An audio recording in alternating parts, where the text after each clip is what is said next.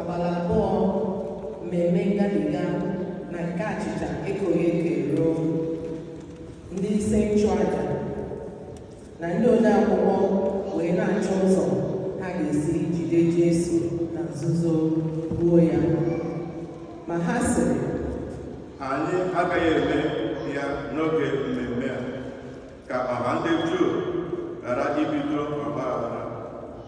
N'oge ahụ Jesu nọ na Betani n'ụlọ Simon onye ekpenta. N'oge ha na-eri nri anyasị, otu nwaanyị batara n'ime ụlọ ahụ. O bu karama mmanụ otite dị oke ọnụ ahịa.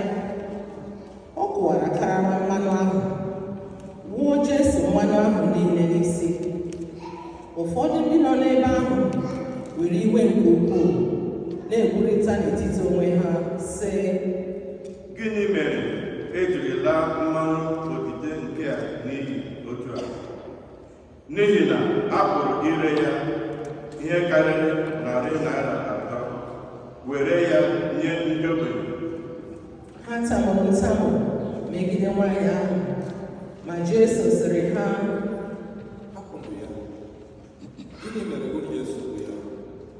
Ọ rụrụ ọrụ ọma n'aka unu, n'ihi na unu na ndị ogbenye nọ mgbe dum.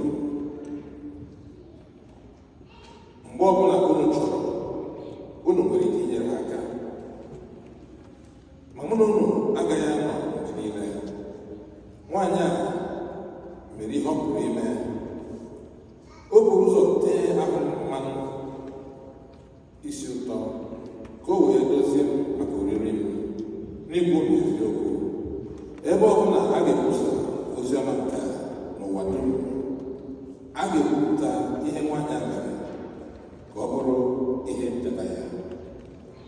Mgbe ahụ Judas Iskarịọt, otu onye n'ime ụmụazụ 12 ahụ, wee pụọ jekwuru ndị isi nchụaja ịgba izu otu ọ ga-esi rara Jesu nye n'aka ha.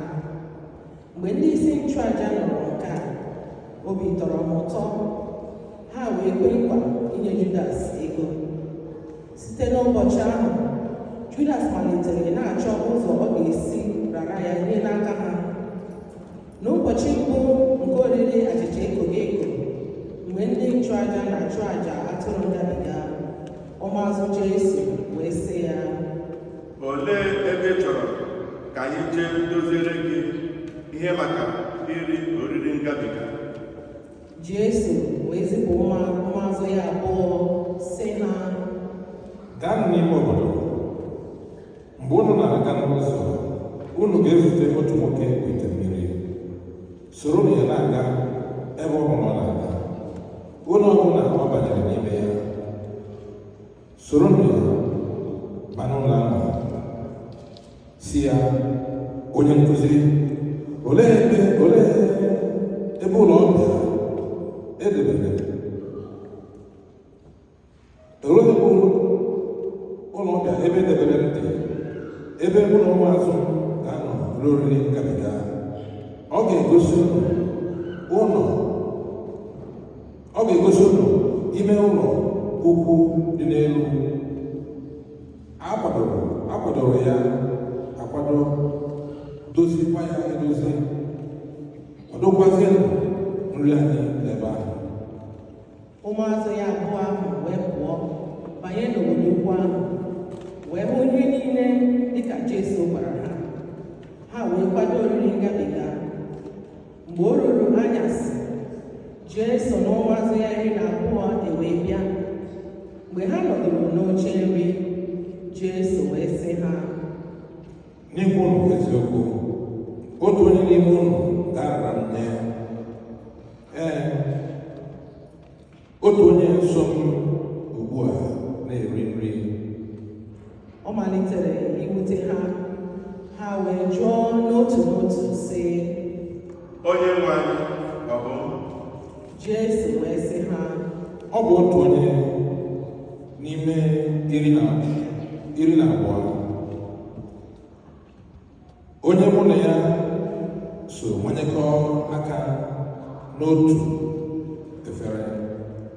Nwa nke mmadụ ga-ala dịka edere n'akwụkwọ nsọ banyere ya, ma ahụhụ ga-adịrị onye ahụ onye a ga-esi n'aka ya weghara nwa nke mmadụ nye. Ọ ga-akara onye ahụ mma ma a sị na amụghị ya amụ. Mgbe ha nọ na-eri ihe, Jesu were ogbe achịcha gọzie ya, nyawa ya, nye ụmụazụ ya, sị ha, naranụ nke a bara ụmụ. Emesịa, o buru iko mmanya nye Chineke ekele, bunyekwa ndị ụmụazụ ya. Ha niile sitere n'iko ahụ ṅụọ mmanya. Jesu wee sị ha, nke a bụ ọbara nke ọgbụgba ndụ, nke a ga-awụsị n'ihi ọtụtụ mmadụ. N'ikwu na eziokwu, agaghị m aṅụkwa mmanya sitere na mkpụrụ osisi vaịn ọzọ tutu ruo ụbọchị ahụ mgbe m ga-aṅụ mmanya ahụ ọzọ, mmanya kachasị mma n'alaeze Chineke. Mgbe Jesu na ụmụazụ ya kwụsịrị abụ otuto, ha wee pụọ jee ugwu Oliv. Jesu wee gwa ụmụazụ ya sị, okwukwe unu nwere n'ebe m nọ ga-ama jijiji, n'ihi na edere ya n'akwụkwọ nsọ sị, a ga-etigbu onye ọzụzụ atụrụ ya niile wee gbasasịa. Ma mgbe e mere ka m si n'ọnwụ bilie, aga m eburu ụzọ gaa elu. Ma Pita sịrị ya, a sịkwa na ndị ọzọ niile ahapụ gị gbala, ọ dịghị mgbe m ga-ahapụ gị laa. Jesu wee sị ya, n'eziokwu ka m na-agwa gị, taa tutu ọkụkọ akwa akwa ugboro atọ, gị onwe gị ga-agbanarị m ugboro atọ. Pita wee kwụsie ya ike ọzọ sị, Ọ bụrụ na ọ dị mkpa ka m soro gị nwụọ, agaghị agbanarị gị. Ụmụazụ ya na ndị ọzọ kwukwara otu okwu ahụ. Jesu na ụmụazụ ya wee bịaruo ogige a na-akpọ Getsemani. Jesu wee sị ụmụazụ ya, nọdụ n'ebe a ka m gaa kpee ekpere. O wee kpọrọ Pita na James na Jọn pụọ iche. Mgbe o bidoro ịga n'ihu, o bidokwara inwe obi ọjọọ na obi ịlọ mmiri.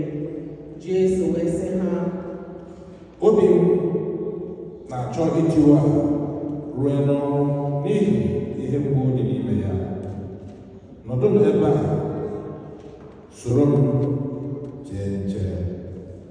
O wee gatụkwuo n'ihu, daa n'ala, wee kpee ekpere sị, Nna, ọ bụrụ na ọ ga-ekweme ka ahụhụ na-akwado ịdakwasị m ugbu a hapụ ịbịakwasị m. O wee kpekwa ekpere sị, Nna, o nweghị ihe nyere gị ime, ekwela ka ihe ọjọọ a bịakwasị m, ma ọ bụghị uche m, kama ka m chọrọ ka o mezue, kama ka uche gị mezue. Jesu wee laghachi hụ ụmụazụ ya atọ ahụ ka ha na-arahụ ụra. O wee jụọ Pita sị, Simon, ị na-arahụ ụra? Ị nweghị ike soro m jee nche otu elekere? Na-eche nche, na-ekpekwa n'ekpere ka unu ghara ịdaba n'ime ọnwụnwa. Mmụọ m kwere ekwe ezie, mana arụ m adịghị ike. o wee hapụ ha ọzọ, jekwa ikpe ekpere, na-ekwukwa otu okwu ahụ. O wee bịakwa ọzọ hụ ụmụazụ ya atọ ahụ ka ha na-arahụ ụra, n'ihi na anya ha dị arọ nke ukwuu, ha amaghịkwa ihe ha ga-asa ya. O wee bịakwute ha nke ugboro atọ sị ha, Unu nọrịrị n'ụra? Ngwa, zuru eze ike. O zuola, oge ha akara aka abịala. Lee, agara nwa nke mmadụ nye n'aka ndị iro. Bilienụ ka anyị anyị si n'ebe a pụọ, lee onye na-arara m nye nọ nso.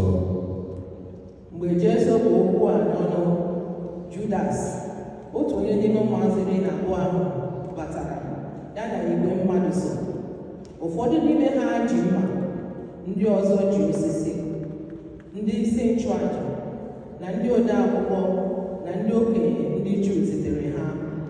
Tupu ha bịaruo ebe Jesu nọ, Judas gwara ha sị, onye ọbụla m ga-esutu ọnụ, onye ahụ bụ ya.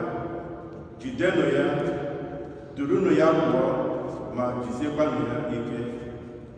Mgbe Judas batara, o mee ngwa jekwuru Jesu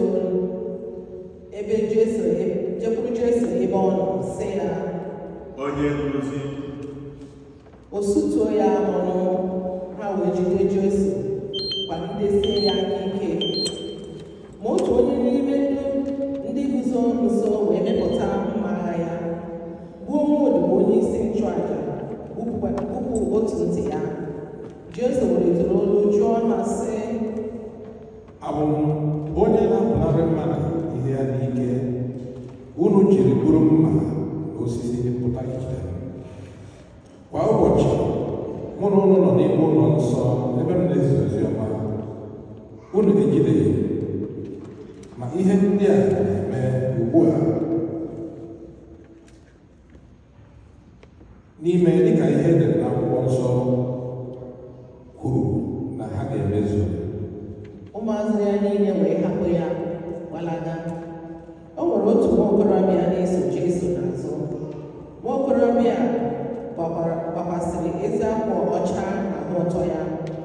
Mgbe ndị ahụ jidere Jesu na jide nwa okoro ahụ, o fepụrụ ọsọ, hapụrụ ha ezi akwa ọcha oyi n'ahụ gbara ụtọ gbalaga. Ha wee si ebe ahụ kpụrụ Jesu bujere onye isi nchụaja. Ndị isi nchụaja niile na ndị okenye niile na ndị ode akwụkwọ niile wee zukọọ n'ebe ahụ.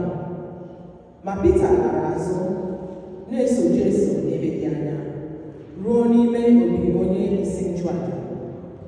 Ebe ahụ ka ọ nọdụrụ ala n'etiti ndị na-eje ozi na-anya ọkụ afụrụ n'obi. Ma ndị isi nchụaja na nnọkọ ikpe ahụ niile gbara mbọ ka ha chọta ebube ha ga-eji ma ya ikpe ọnwụ, ma ha achọtaghị. N'ihi na ọtụtụ mmadụ gbara ama ụgha dị iche iche megide ya, ma ha adakọtaghị. Ụfọdụ mmadụ biliri gbaa ama ụgha megide Jesu, sị, anyị nụrụ mgbe o kwuru sị, aga m agbada ụlọ nsọ nke a ejiri aka ruo, ma mgbe ụbọchị atọ gasịrị, aga m ewu ọzọ nke na-ejighị aka mmadụ ruo. Otu ọ dị, ama ha adakọtakwaghị. Onye isi nchụaja wee bilie ọtọ, guzo n'etiti, wee jụọ Jesu sị, ị zaghị ihe ọ bụla. Gịnị bụ ama mmadụ ndị a na-agbagide gị? Ma Jesu gbara nkịtị, ọ zaghịkwa ihe ọbụla. Onye isi nchụaja wee jụkwa ya ọzọ sị, ị bụ Kristi ahụ, nwa nke Chineke ịdị ngọzi? Jesu zara sị, Mụ onwe m bụ ya. Ị ga-ahụkwa nwa nke mmadụ ka ọ nọdụ n'aka nri Chineke, onye pụrụ ime ihe niile, na-abịakwa ya na igwe ojii niile n'eluigwe. onye isi nchụaja wee dọwa uwe ya sị, Gịnị ọzọ ka anyị na-achọ? Ọ bụrụ ọbara uru ịchọta ndị ọzọ ga-agbagide ya. Ụnụ anụla okwu ahụ, gịnị bụ uche unu? ha niile wee maa ya ikpe sị, O kwesịrị ịnwụ ọnwụ. ụfọdụ n'ime ha bidoro ịbụ ya ọnụ mmiri, ndị ọzọ jiri akwa kechie ya anya, bido jiri aka ha na-eti ya ihe, na-eme ya ihe ọchị, na-asị, Buo amụma, onye diri ihe? ndị nche na-eje ozi wee kpụrụ ya, tie ya ọtụtụ ihe. Ma Pita nọ na ndịda n'obi nke onyeisi nchụaja. Otu n'ime ụmụ agbọghọ ndị na-ejere onyeisi nchụaja ozi wee bịa. Mgbe ọ hụrụ Pita ka ọ na-anya ọkụ, o wee leruo ya anya sị ya, ị bụ otu onye n'ime ndị na-eso Jesu onye Nazaret. Ma Pita kọrọ agọ sị, amaghị aghọtaghị ihe ị na-ekwu. O wee pụọ nọdụ n'ọnụ ụzọ esi abata n'obi. Nwa agbọghọ ahụ wee hụ Pita malitekwa ọzọ ịgwa ndị guzoro nso sị, nwoke a bụ otu onye n'ime ha. Ma Pita kọrọ agọ ọzọ. Mgbe nwoke gasịrị, ndị guzoro nso wee gwa Pita ọzọ sị, n'eziokwu ị bụ otu onye n'ime ha, n'ihi na ị bụ onye Galili. Ma Pita malitere ịdụ onwe ya ibu na-aṅụ iyi sị, n'ezie amaghị m onye nwoke ahụ unu na-ekwu okwu ya bụ. N'oge ahụ oke ọkụkọ wee kwaa akwa ugboro abụọ. Pita wee cheta otu Jesu buru amụma maka ya sị, tupu oke ọkụkọ akwa akwa ugboro abụọ, ị ga-agọnarị m ugboro atọ. Pita wee tụlee okwu a n'obi ya, wee pụọ n'ezi kwa akwa. N'isi ụtụtụ, ndị isi nchụaja zukọrọ ha na ndị okenye na ndị ode akwụkwọ na nnọkọ ikpe Sanhedrin niile, wee gbaa izu ihe ha ga-eme Jesu. Ha wee kee Jesu agbụ, duru ya pụọ, rara ya nye n'aka Pilet wee jụọ sị, ị bụ eze ndị Juu? Jesu wee zaa ya sị, ọ bụ dịka isi kwuo ya. ndị isi nchụaja boro Jesu ọtụtụ ebubo. Pilet wee jekwuo ya ọzọ sị, ị zaghị ihe ọbụla. Lee ọtụtụ ebubo ha na-ebogide gị. Ma Jesu azaghịkwa ajụjụ ọzọ. Ya mere nkịtị ọ gbara juru Pilet anya. N'oge mmemme ngabiga ọbụla, ihe Pilet na-emere ndị Juu bụ ịhapụrụ ha otu onye ngwọrọ ọbụla ha rịọrọ ka o nwere onwe ya. N'oge ahụ, otu nwoke a na-akpọ Barabas nọ n'ụlọ mkpọrọ, ya na ndị biliri imegide ndị isi, ndị gbukwara mmadụ, na ụfọdụ ndị Juu kpalitere aghara megide ndị na-achị ha. Ọgbakọ ndị Juu wee bịakwute Pilet malite ịrịọ ya ka o mee dị ka ọ na-emere ha. Pilet wee jụọ ha sị, na ọ chọrọ ka m hapụrụ unu eze ndị Juu? N'ihi na ọ ghọtara na ọ bụ ihe n'ihi na anya ụfụ ka ndị isi nchụaja ji rara Jesu nye n'aka ya. Ma ndị isi nchụaja kwaliri igwe mmadụ ndị nọ ebe ahụ ka ha jikọọ ọnụ rịọ ka ọ hapụrụ ha Barabas kama ọ ga-ahapụ Jesu. Ma Pilet jekwuru ha ọzọ sị, gịnị ka unu chọrọ ka m jiri nwoke a unu kpọrọ eze ndị Juu mee? Ma ha tiri mkpu n'oke olu ọzọ sị,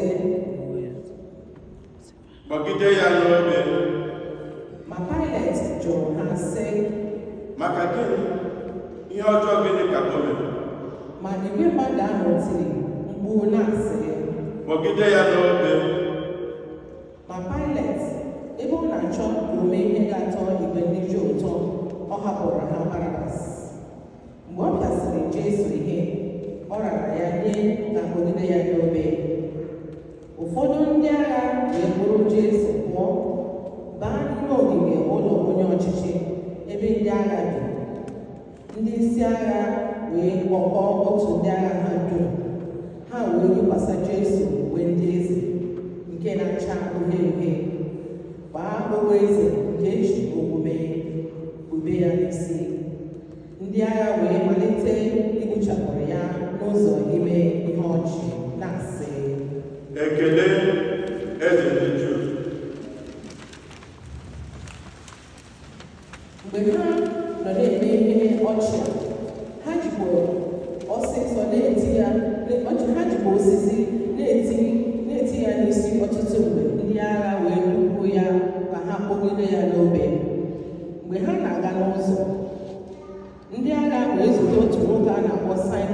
onye Siria, nna Alexander na Rufus, ka ọ na-agafe mgbe o si n'azụ obodo na-apụta.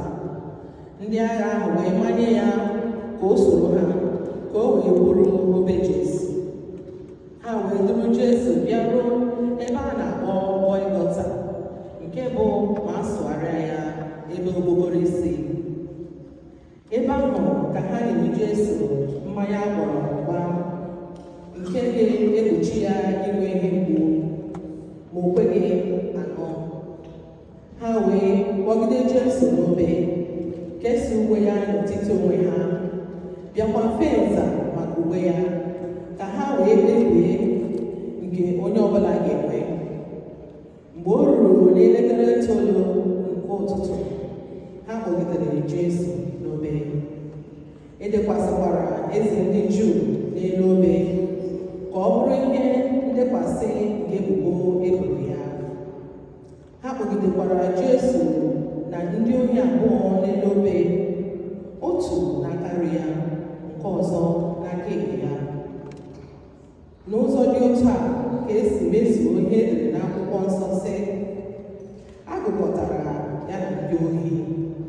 Ndị na-agafe n'ụzọ na-agba ya ego, na-efufe n'isi, na-asị, aha, gị onye gị ga-agbada ụlọ nsọ Jerusalem, wulikwa ya n'ụbọchị 3, zọpụta onwe gị si n'elu obe rịdata. Otu aka ahụ, ndị isi nchụaja na ndị ode akwụkwọ n'etiti onwe ha ji ya eme ihe ọchị sị, ọ zọpụtara ndị ọzọ, ma ike adịghị ya ịzọpụta onwe ya. Ka Kristi, eze Izrel, si n'elu obe ugbu a rịdata, ka anyị wee hụ ma kwere. Ndị ohi abụọ akpọgidere ya na ha n'elu obe sokwa na-akparị ya, na-atakwa ya ụta. Mgbe o ruru elekere 12 n'ehihie, ọchịchịrị wee gbaa n'ala ahụ dum. Ọchịchịrị a dịgidere ruo n'elekere 3 nke ehihie. N'elekere 3 nke ehihie, Jesu were oke olu tie mkpu sị, Eloi, Eloi, lama sabachthani, nke bụ ma a sụgharịa ya, Chineke m, Chineke m, gịnị mere iji hapụ n'anya m n'ebe a? Mgbe ụfọdụ mmadụ n'ime ndị guzoro nso nụrụ mkpu a, ha sị, lee, ọ na-akpọ Elaịja.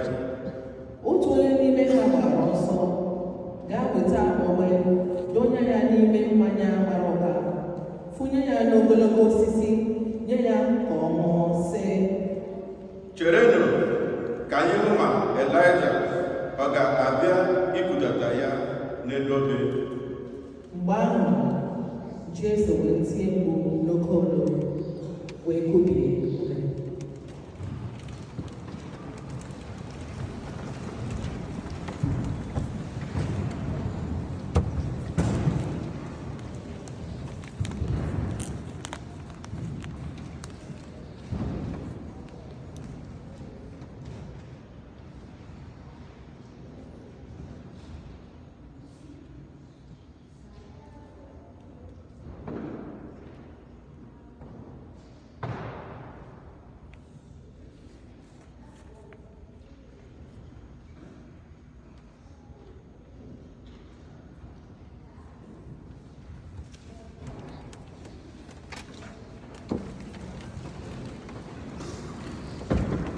Akwa mgbochi nke dị n'elu nsọ ụkwụ Chineke gbawara ibe abụọ site n'elu ruo ala ya. Mgbe otu ọchịagha na-achị ndị agha nke guzoro nso na ncherịta ihu nke obe Jesu hụrụ otu o si kubie ume, ọ sịrị, n'eziokwu, nwoke a bụ nwa Chineke. ụmụ nwaanyị ụfọdụ nọkwa n'ebe dị anya guzo n'ebe ahụ guzo n'ebe dị anya na-ele ihe na-aga. N'etiti ha ka ụmụ nwaanyị 3 ndị ahụ, Mary Magdalene na Mary nne James nke nta na Joseph na Salome. Ụmụ nwaanyị ndị a soro Jesu mgbe ọ nọ na Galili. na-ejekwara ya ozi. Ọtụtụ ụmụ nwanyị ndị ọzọ nọkwa n'ebe ahụ, ndị soro Jesu bịa Jerusalem. Mgbe anyanwụ dasịrị, Josef onye Arimatia bịara ka ọ mara ihe ọ ga-eme,